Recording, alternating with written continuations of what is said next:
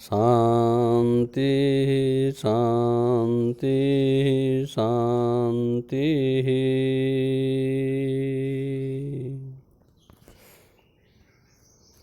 पद्यभाग। कबीर का जीवन परिचय। कबीर के जन्म और मृत्यु के बारे में अनेक किंवदंतियाँ प्रचलित हैं। कहा जाता है कि सन 1398 में काशी में उनका जन्म हुआ और सन 1518 के आसपास मगहर में देहांत।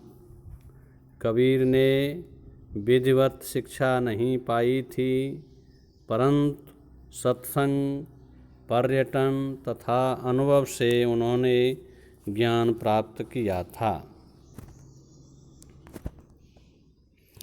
भक्तिकालीन निर्गुण संत परंपरा के प्रमुख कवि कबीर की रचनाएं मुख्यतः कबीर ग्रंथावली में संग्रहित हैं, किंतु कबीर पंथ में उनकी रचनाओं का संग्रह बीजक ही प्रामाणिक माना जाता है।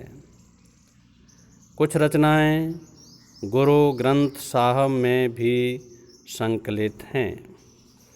कबीर अत्यंत उदार, निर्भय तथा सद्गृहस्थ संत थे। राम और रहीम की एकता में विश्वास रखने वाले कबीर ने ईश्वर के नाम पर चलने वाले हर तरह के पाखंड, भेदभाव और कर्मकांड का खंडन किया। उन्होंने अपने काव्य में धार्मिक और सामाजिक भेदभाव से मुक्त मनुष्य की कल्पना की। ईश्वर प्रेम, ज्ञान तथा वैराग्य, गुरु भक्ति, सत्संग और साधु महिमा के साथ आत्मबोध और जगत बोध की अभिव्यक्ति उनके काव्य में हुई है। कबीर की भाषा की सहजता ही उनकी काव्यात्मकता की शक्ति है। जनभाषा के निकट होने के कारण उनकी काव्य भाषा में दार्शनिक चिंतन को सरल ढंग से व्यक्त करने की ताकत है। कवि कबीर का जीवन परिचय का अनुकरण मेरे साथ साथ करेंगे। कबीर के जन्म और मृत्यु के बारे में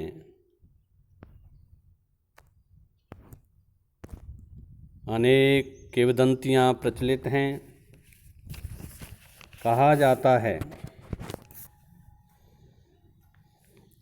कि सन 1398 में काशी में उनका जन्म हुआ और सन 1518 के आसपास मगहर में देहांत। कबीर ने विधिवत शिक्षा नहीं पाई थी, परंतु सत्संग, पर्यटन तथा अनुभव से उन्होंने ज्ञान प्राप्त किया था। भक्तिकालीन निर्गुण संत परंपरा के प्रमुख कवि कबीर की रचनाएं मुख्यतः कबीर ग्रंथावली में संग्रहित हैं, किंतु कबीर पंथ में उनकी रचनाओं का संग्रह बीजक ही प्रामाणिक माना जाता है। कुछ रचनाएं गुरु ग्रंथ साहब में भी संकलित हैं। कबीर अत्यंत उदार, निर्भय तथा सद्गृहस्थ संत थे। राम और रहीम की एकता में विश्वास रखने वाले कबीर ने ईश्वर के नाम पर चलने वाले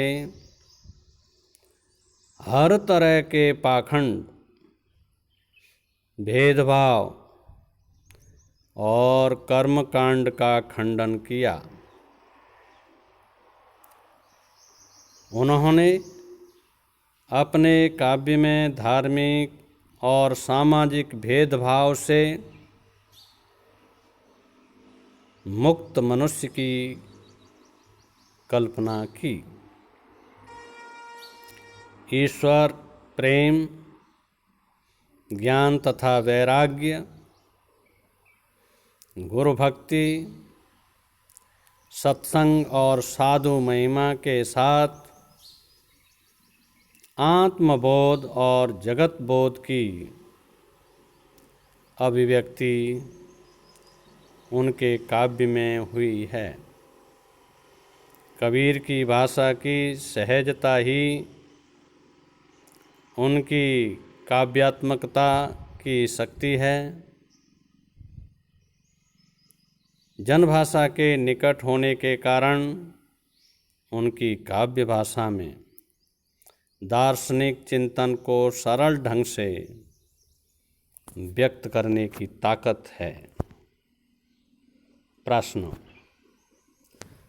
बोध प्रश्न जो कक्षा कार्य में करने हैं। प्रश्न संख्या 1, कबीर का जन्म कब और कहाँ हुआ? उत्तर, कबीर का जन्म सन 1398 में काशी में हुआ। प्रश्न संख्या 2, कबीर ने किससे ज्ञान प्राप्त किया? उत्तर, कबीर ने सत्संग, पर्यटन तथा अनुभवों से ज्ञान प्राप्त किया। प्रश्न संख्या 3, कबीर कैसे संत थे? कबीर, उत्तर, कबीर अत्यंत उदार, निर्भय तथा सद्गृहस्थ संत थे। प्रश्न संख्या 4, कबीर की रचनाएं मुख्यतः किसमें संग्रहित हैं? उत्तर, कबीर की रचनाएं मुख्यतः कबीर ग्रंथावली में संग्रहित हैं। प्रश्न संख्या 5, कबीर की कुछ रचनाएं किसमें संकलित हैं? उत्तर, कबीर की रचनाएं गुरु ग्रंथ साहब में संकलित हैं। अभ्यास प्रश्न जो गृह कार्य के रूप में करने हैं। कबीर ने अपने काव्य में किससे मुक्त मनुष्य की कल्पना की है? प्रश्न संख्या 2, कबीर ने ईश्वर के नाम पर चलने वाले किसका खंडन किया है? प्रश्न संख्या 3, संकलित साखियों में किसका उल्लेख हुआ है? धन्यवाद।